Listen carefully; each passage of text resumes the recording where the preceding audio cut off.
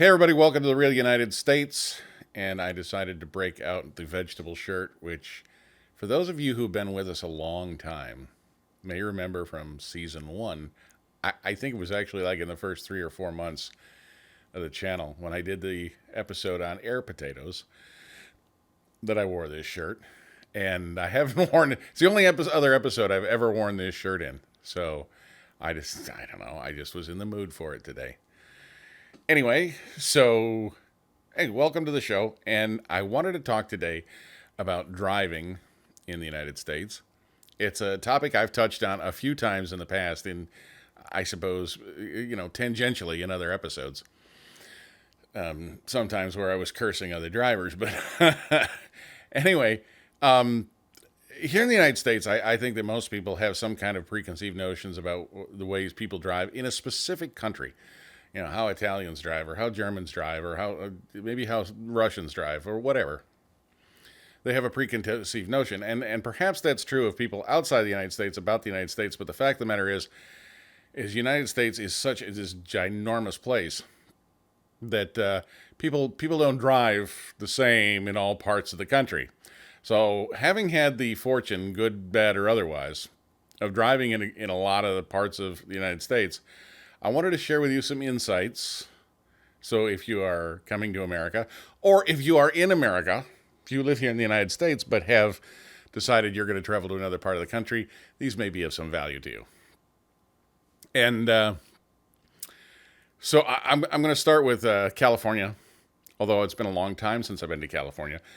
And California has this kind of weird tendency to, when you're in an intersection with a traffic signal, that people try to get as many cars through after the light turns red as possible before the traffic in the opposite direction starts. So it's very, very dangerous. And it's kind of like a guillotine. It's very, very dangerous. But it's one of those eccentricities that I noticed when I moved out there years and years ago. Again, I don't know if they still do that, but it was the case. Now, in California, and actually also here in Maryland, it's the law you have to stop for pedestrians in the crosswalk. Actually, I think in California it used to be you had to stop for pedestrians crossing the street, whether they were in a crosswalk or not. That was a little strange coming from Michigan, which doesn't have that law. You step into the street, you're on your own. California, traffic would come to a dead stop, and I'm like, what the heck is going on? But that's why it's a law, and apparently, at least in the past, was very rigidly enforced. Here in Maryland, I'm sorry, Marylanders, but very probably the worst drivers in America. These people are bat crap crazy. Most noticeably, I mean, aside from the fact that nobody has any idea what that little lever on the side of the steering column's for, it's a directional. But the lines on the road are largely just suggestions or maybe just decorations. I don't think that there is anybody in the state of Maryland that knows how to keep a car in the lane. It's not like any other state I've ever seen. They wander across the lane, back and forth, in the middle, and I've even seen the police do it. They don't seem to really understand where the lane is. It's unusual. Now, just over the Potomac, we get into Northern Virginia. Now, Virginia is a really big state. I didn't realize that until recently. Until I drove across it recently. It's a big-ass state. But in Northern Virginia, there's some pretty crazy bastards there, too. Very aggressive drivers.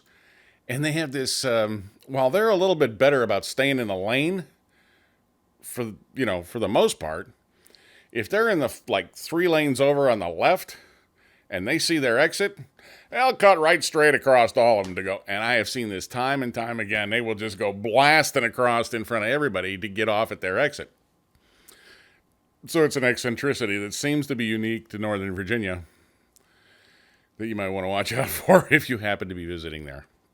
Now, most of the rest of the lower Virginia, people tend to drive very, very conservatively. They stick to the speed limits, by and large. Very, very careful, rigid drivers. So that's, I mean, for the most part, that's a good thing. But as you get in here around the Washington, D.C. area, it just seems like everybody in the greater Washington, D.C. area is just frantic. That's another thing I wanted to mention.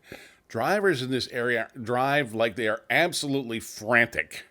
Like they are trying to get, somebody that's in labor to the hospital all of the time. And all of them. And I know they can't all be going to the hospital with somebody that's in labor. They drive absolutely frantic, dodging in and out between, cutting in. Another thing in Maryland. The law in almost all the states here in the United States is you should leave 1 car length for every 10 miles per hour that you are traveling. Now, car length, not a standard length. The interpretation of the law, as far as I understand it, is the length of your car. So 15 feet, 20 feet, whatever, per 10 miles per hour.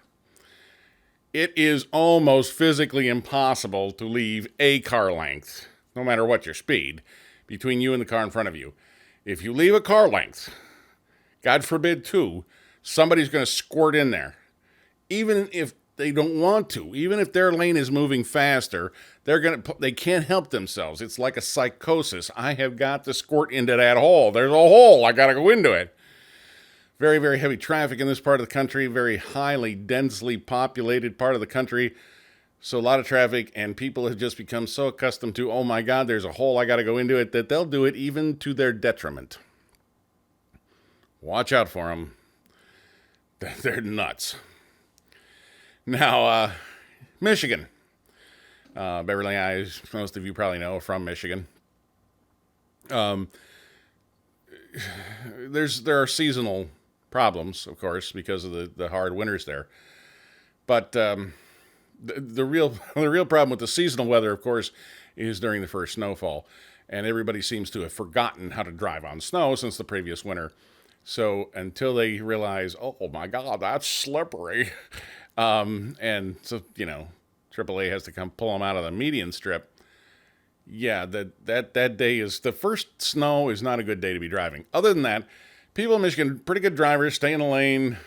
They leave a respectable amount of space, but they drive very, very fast because it's again, big state.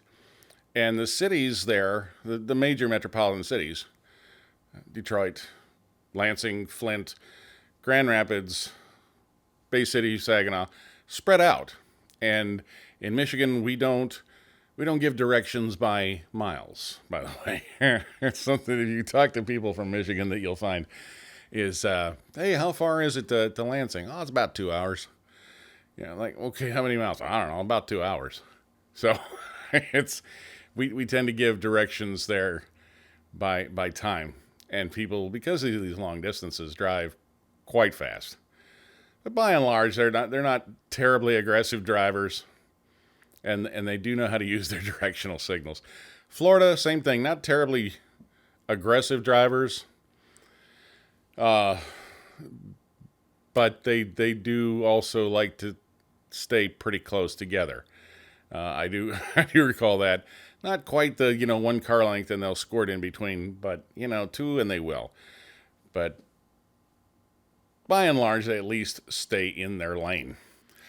Now, one other thing is, in the great state of Mississippi, in the deep south, right along the Gulf Coast of the Gulf of Mexico, is where Mississippi is, for those of you who aren't familiar with that part of the country. Mississippians have, and I'm sorry, Jeff, but this is true, have this kind of unique thing they do. And that is, you're going down the lane and you're going to make a right-hand turn, not a left-hand turn. You're going to make a right-hand turn into a driveway, into a business. And they come to a complete stop. I mean, a full-blown stop. They don't just slow way down. They come to a full stop, and then they execute the turn. And it is again, if you aren't from there, it's very, very strange. It's very hard to get used to, because you're going along and you're anticipating, okay, there's and they signal, that's fine. You're okay, they're going to start turning in, and so you're still rolling towards them, and they stop, and you're still rolling towards them. So you have to hit your brakes because you're like, what the devil's going on?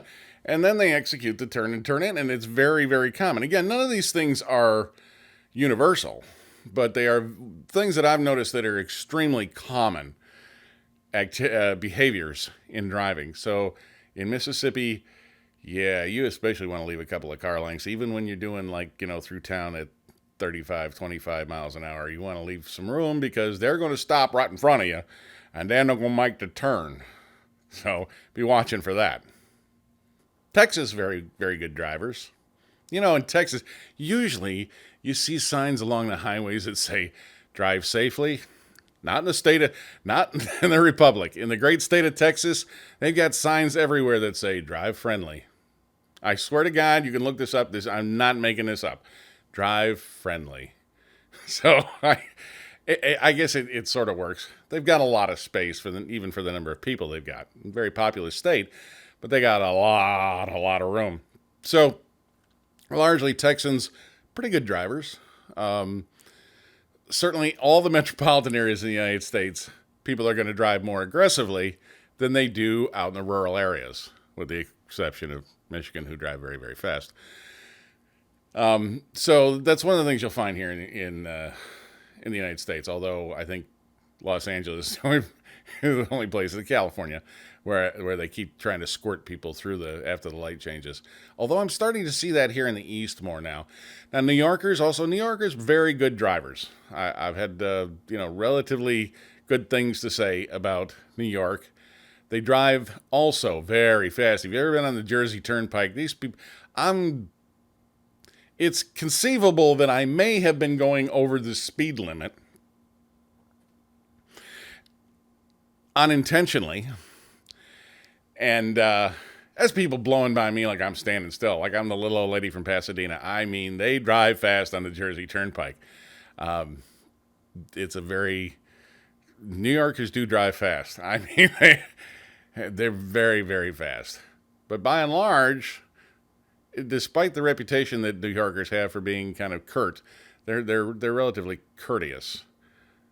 Rarely do they get out and shoot each other. I mean, I'm sure it happens, but and through the heartland, through the Midwest, what we would call, again, people for the most part a little more laid back because there's a lot more of the area. The cities are smaller, metropolitan areas are smaller. They're not such a densely populated area. People tend to drive a little less aggressively in the Midwest. So if you're coming out here to the East Coast or the West Coast, you're gonna where there's high concentrations of population, and they have some cultural things about how they drive. You might want to be careful about that. Now, if you've got some horror stories or war stories, whatever you want to call it, about driving here in the United States, we'd certainly like to hear them. You could leave them in the comments section below. You can make a response video, whatever. That'd be kind of cool. But by and large, that's kind of the gist, I would say, of driving here. And I haven't driven in the Pacific Northwest, so folks up there, I really can't speak for that. But I imagine it's much like Michigan, large amounts of area with the cities spread out and seasonal changes. So, but anyway, let me know in the comments section below what you think about driving here in the United States. Share your horror stories. I'd be glad to hear them. I try to get back to everybody I can. Hey, if you're new to the channel, thanks for joining us. Please pick subscribe, come along for the adventure. I love having everybody with us. And as always, thank you for watching.